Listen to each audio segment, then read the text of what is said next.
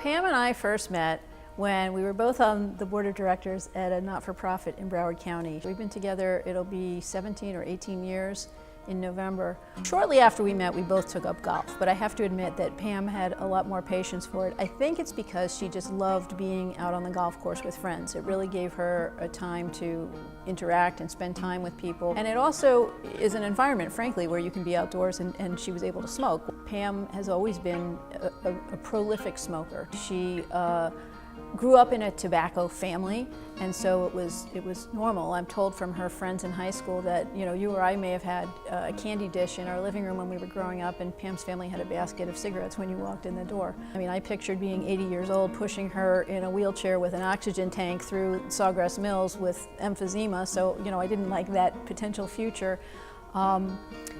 And we had 2 kids, so I was confused about, you know, the mixed messages that we were sending our kids, telling them not to smoke, but then having a role model who was smoking. I was in Washington for work, and I was supposed to fly to New York, and at the last minute, Pam said, you know, I'd really like you to come home for my dad's birthday. And so I flew home. I mean, it was just a totally last minute thing, and I actually had a flight to New York booked for 7 o'clock the next morning. You look back on nights like that and you think, you know, when I left the house this, you know, the outfit that I was wearing, you know, all of these things, when you're going through those motions that, you know, you're getting dressed, you're putting your makeup on, you're just, the furthest thing from your mind is that the evening could end the way it did. I noticed that Pam didn't finish her coffee, which is a little unusual, and I noticed that one of the guests wanted to take her picture, and she sort of blew off the woman, which is not like Pam. And about 2 minutes after that, she came up to me and said, you know, I'm really not feeling well, let's go now. So we got in the car and turned the corner, and as soon as we got around the corner, she said, I need you to drive. And that was the turning point. That's when I knew something was really wrong, because she doesn't do that. And so we switched seats, and I looked over at her, and she looked like death warmed over. I mean, she was gray, she looked just clammy, and you could tell she just couldn't get comfortable. She was really in a lot of discomfort, so I asked what was going on. She had pain between her shoulder blades, and she was nauseous, and her arm seemed to be hurting, and she asked, you don't think I'm having a heart attack, do you? And, you know, there were 2 answers. One answer was, in my mind, one answer was, there's no way. That's just complete disbelief. And the other was, that's exactly what this sounds like. All I remember is, we need to get to the hospital really quick then. And so I looked at her, I said, do we need to go through the red lights? Which was sort of, I guess, my way of saying, probably I was gonna go through the red lights anyway. It was sort of my way of saying, like, how bad really is this? And she said, yeah. And so right away I knew. So we got to the hospital within maybe 2 minutes. And they said to us, Pam's having a heart attack, but you got here just in time. It's just at the beginning, so it's gonna be okay. And the nurses were standing by, and they were asking me questions, obviously. And, you know, as soon as I would say, she smokes 2 packs of cigarettes a day, they would all say, oh, okay. And the last nurse left the room to go get her water, and we were in one of those side rooms in the emergency room. And I was holding Pam's hand, and we were talking, I don't remember what it was about, but I'm gonna guess it was about the Miami Heat, because there was a game on that night.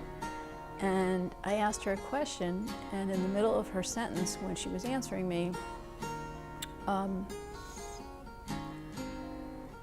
her mouth just sort of dropped open, like sideways. And her eyes rolled back in her head. All I can say is time stood still. And they used those paddles on her, and they used them twice. And they put a bag on her face. And the machine that she was connected to just flatlined.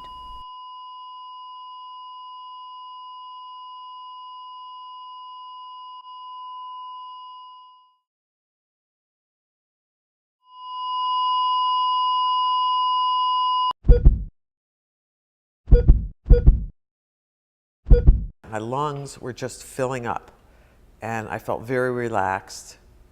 And I was like, wow, I'm taking really deep breaths, thinking to myself. And I look up and I see this blue bag, I see an Ambu bag.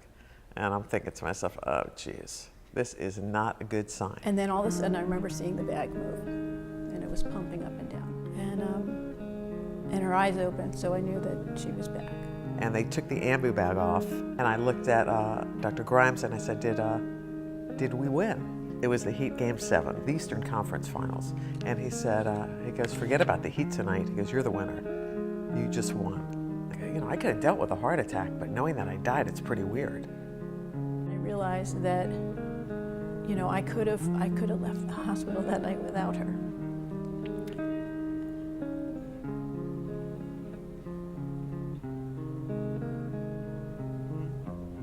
It scares the heck out of you, and you just realize life turns on a dime. And you realize it can happen again. He said, now do you need anything to stop smoking? Because if you don't, he goes, I'm going to see you in 3 years if you're lucky. If not, I won't see you. And I smoked probably a pack and a half of cigarettes a day. And I said, I don't need anything. I said, the visual of the ambu bag is enough. And so that was my last, you know, never smoked again.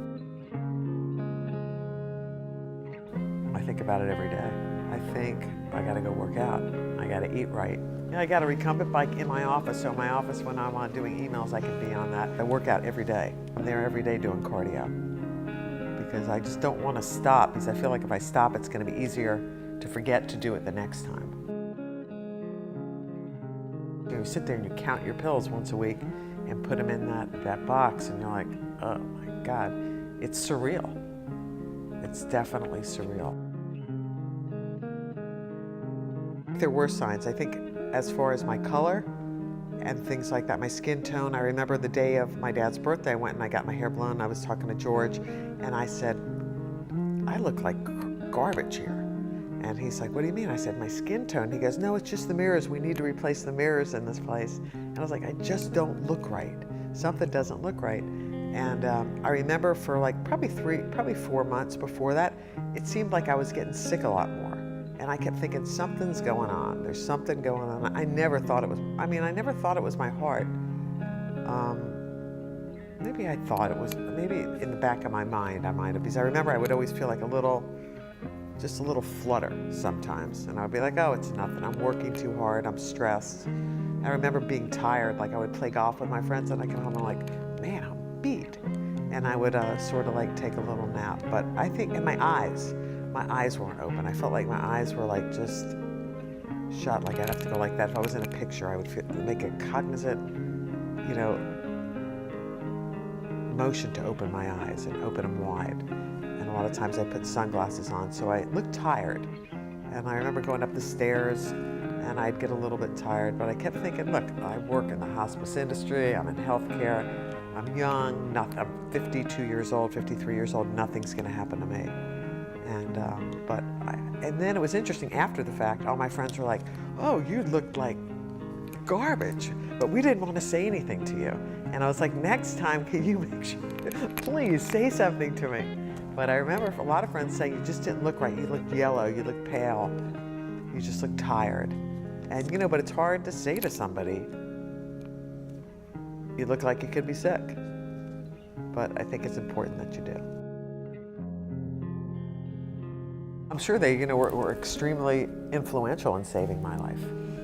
And because of the guidelines they set, the research and development they do, and you know, just the protocols they put in place in the hospitals, and you know, how they make it such, you know, they put the timelines and all those things. I realize what's important and what's not important. You know, the things that you get upset about normally, you know, those things that you think are important, all of a sudden the rug's pulled out from under you and you realize, you know, it really doesn't matter. These things don't matter. I mean, your health matters, your family matters, your friends matter.